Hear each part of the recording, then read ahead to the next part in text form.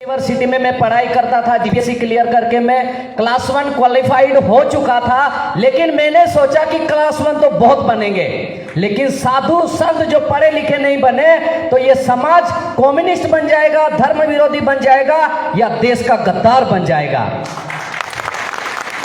कैसे बनेगा गद्दार? क्योंकि हमें बताया जाता है कि राम राम नहीं जय रावण बोलो, हमें बताया जाता है राम राम नहीं जय जोहार बोलो। चलो आपकी किसी प्रांत की अगर यह संस्कृति है जय जोहार बोलना तो ठीक है, लेकिन यहाँ की जो संस्कृति है कि जय जोहार नहीं जय गुरु बोलिए, तो वो हम क्यों नहीं बोले? लोकल संस्कृति को नष्ट करने का मतलब होता है राष्ट्रीयता को नष्ट करना, विविधता को नष्ट करना।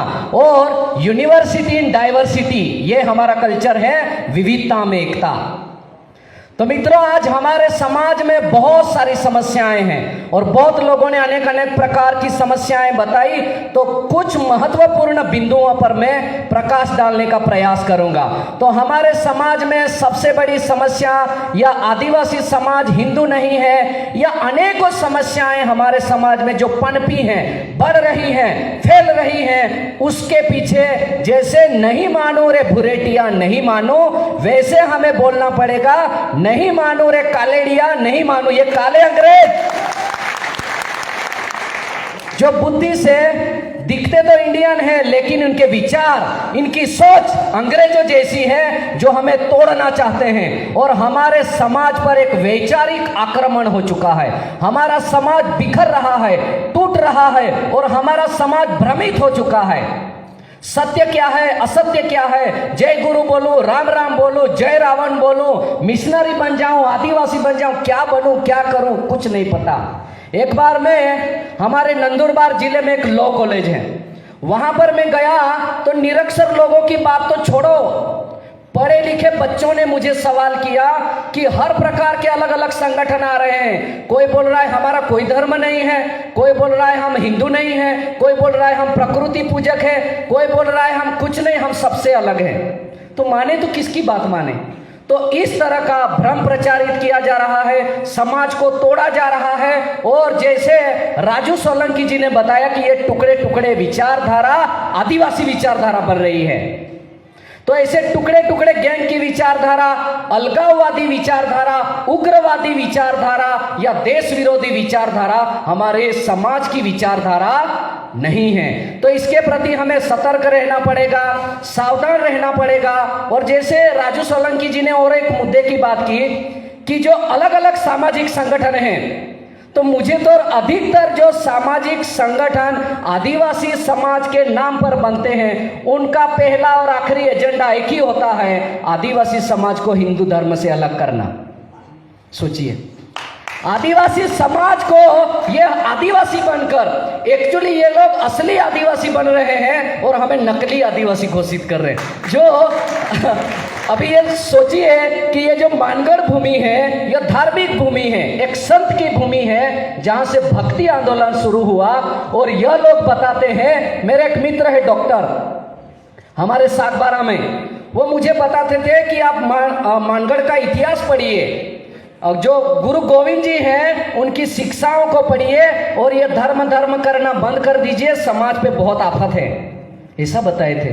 तो मैंने जब देखा कि एक डॉक्टर पढ़ा लिखा व्यक्ति ऐसा बोल रहा है, क्योंकि वामपंथी विचारधारा का सिस्टमेटिक प्रीचिंग हो रहा है, वो अंदर गांवों में जाकर प्रचार कर रहे हैं, लेकिन हम प्रचार नहीं कर रहे हैं। हमने करीब 10 साल से, वैसे 5 साल से सिस्टमेटिक रूप से राष्ट्रीय आदिवासी मंच का निर्माण किया है कि जिसमें आदिवासी समाज में जो अनेकों प्रकार की समस्याएं हैं, विशेषतः धर्म संस्कृति संबंधित, उस संस्कृति को बचाया जाए, उसको फैलाया जाए। और उसी का एक अंश जो गुरु गोविंद जी है, जिन्होंने हमें व्यसन मुक्त रहने का सिखाया है। और इनकी सबसे बड़ी बात, जैसे मैंने बताया कि नहीं मानो रे भुरेटिया नहीं मानो, ये भुरेटिया माने कि जो अंग्रेज हैं, जो हमारे देश के विरोधी थे, कई लोग तो उनको अंग्रेज नहीं होते तो आज भारत इतना प्रगतिशील नहीं होता, ऐसा बताते हैं।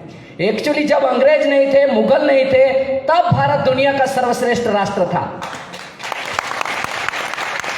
लेकिन पता नहीं ऐसा कैसा नैरेटिव आदिवासी समाज का बन चुका है जो नेतृत्व करने वाले लोग हैं, उनसे मैं नम्र अनुरोध करता हूं, डिंडोर जी से भी, कि हमें खुलकर बोलना होगा।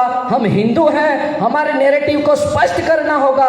प्रभु रामचंद्र हमारे पूजनीय हैं, होली और दीपावली हमारे मुख्य त्योहार हैं, और हम भारत देश के अभिन्न अंग है। भारत से अलग नहीं है हमारी संस्कृति, लेकिन इसको अगर काउंटर करना है तो मैंने एक जवाब खोजा है कि कई लोग बोलते हैं कि आदिवासी संस्कृति अलग है। हमारे एक सॉन्ग बना है हमारे गुजरात में, शायद आपके यहाँ भी गाते होंगे, बोलिया माँ जुदी हाय, भाषाया माँ जुदी हाय, आदिवासी मिले है दूर देखूं गो गावे। तो हमने क्या बोला कि ये लोग बताते कि हमारी बोली अलग है, हमारा पहरवेश अलग है, हमारा कल्चर अलग है, सब कुछ अलग है। अरे गधों, अलगता में ही एकता इस भारत देश की संस्कृति है।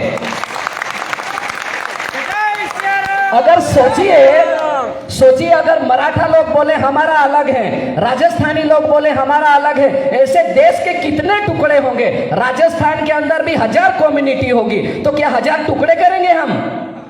तो ये लोग देश के दुश्मन हैं, हमारी संस्कृति के दुश्मन हैं, और पूरे देश संस्कृति को तोड़ रहे हैं। तो अभी मैं अधिक ना बोलते हुए आप सभी से मेरा नम्र अनुरोध है, कृपया हमारे साथ जुड़े रहिए।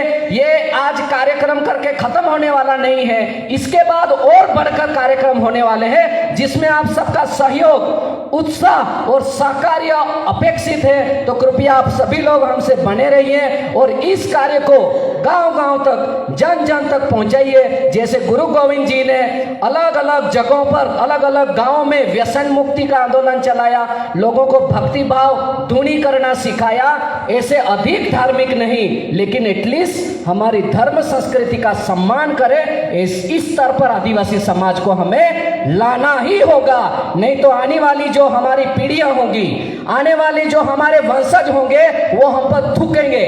क्या करेंगे? थूकेंगे कि इनके पास अवसर था, इतना समय अभी भी नहीं बिगड़ा, जब जागो तभी सवेरा। अभी हमें इस आंदोलन का शुरुआत कर देना है और हमारे समाज को जोड़ना है, एक मंच पर लाना है। साधु संतों को, हर संप्रदाय को और हर विचारधारा के साथ हमें बैठकर एक ऐसी विचारधारा का निर्माण करना है जो पूरे राष्ट्र में हमारे समाज का एक गर्वित और स्वाभिमान निर्माण करें। तो कृपया आप सभी सहकार्य कीजिए। मैं आपका बहुत बहुत धन्यवाद हूं, आपने मुझे सुना, और यहाँ पे मैं समाप्त करता हूं। लास्ट में सभी को मैं जय गुरु राम राम।